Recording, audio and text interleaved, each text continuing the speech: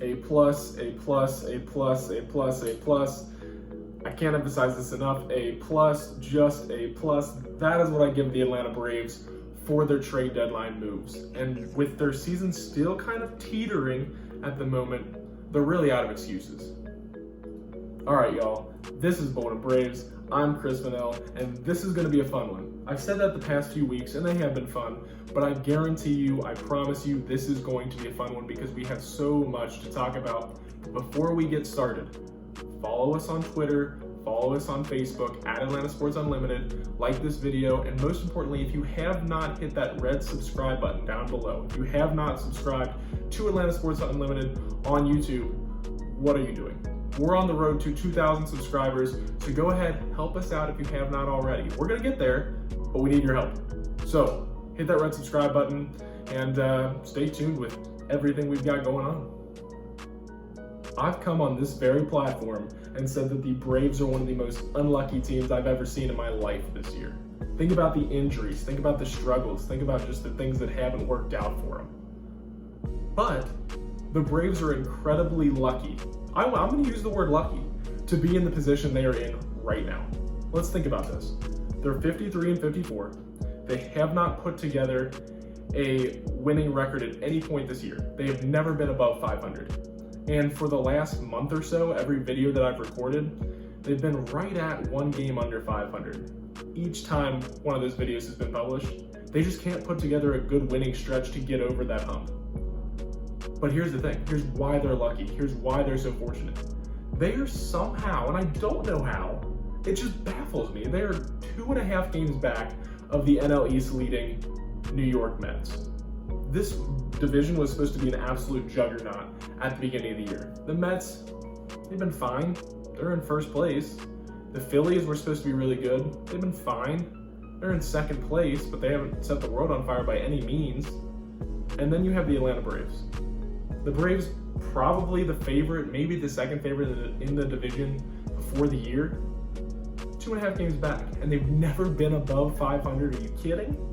I mean, it's been a year full of excuses for the Braves. It really has.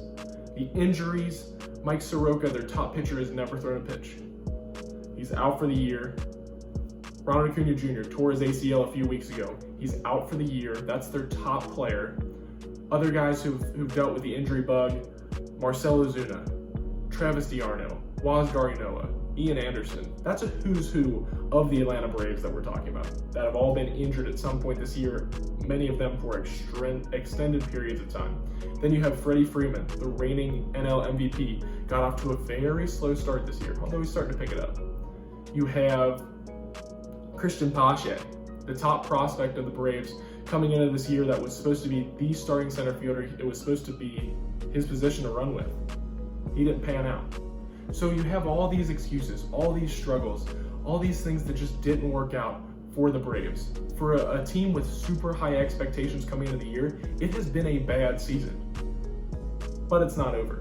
They've gotten to this point. They're one game under 500. They're 2.5 back in the division somehow. And now the reinforcements come in. Now here comes the cavalry. Because they made 4 deals or traded for 4 players during the trade deadline last weekend that are legitimately going to help this team. Adam Duvall, an outfielder, and Braves fans are going to recognize that name. He's a former Brave and now a current Brave after his trade with the Miami Marlins. They brought in Jorge Soler. They brought in Richard Rodriguez. They brought in Eddie Rosario. Rosario, Soler, and Duvall are all former 30 home run, 100 RBI guys. Some of them are struggling a little bit this year, but they have potential. 2 years ago, Soler led the AL in home runs, 48 home runs, massive power. Then you have Rodriguez, who is a legitimate back end of the bullpen arm for a Braves bullpen that has struggled. That's not even on the excuse list because they haven't really dealt with a ton of injuries and that sort of thing in the bullpen. They've just been bad. There's just not a lot of talent there. They let a couple of their top relievers walk in free agency and the bullpen never recovered. But these guys are going to help. Sure, they're not Mike Soroka. You can't replace Mike Soroka. Sure, they're not Ronald Acuna Jr. You can't replace Ronald Acuna Jr. fully at least. But these guys are certainly going to help. And when you add them with Stephen Vogt, who they traded for a couple weeks ago. When you add him to Jock Peterson, who they traded for a couple weeks ago. When you add them to Wazgari Noah, who just got sent on his rehab assignment, to start his rehab assignment, he's on his way back. When you add that to Travis DeArno, who just got sent on his rehab assignment, he's on his way back.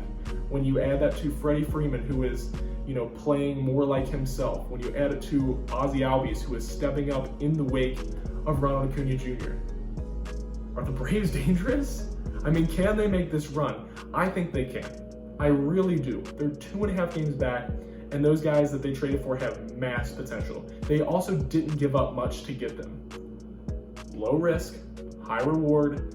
That's the way that you make trade deadline deals that absolutely improve your ball club, and the Braves got better last weekend. You should be very excited. Once again, 2.5 games back. I'm going to keep repeating it. They've had excuses all year long. Those excuses are now over. They're over. This ball club is still talented. And at some point, you just have to start playing decent baseball. And there's still a whole lot of ball left.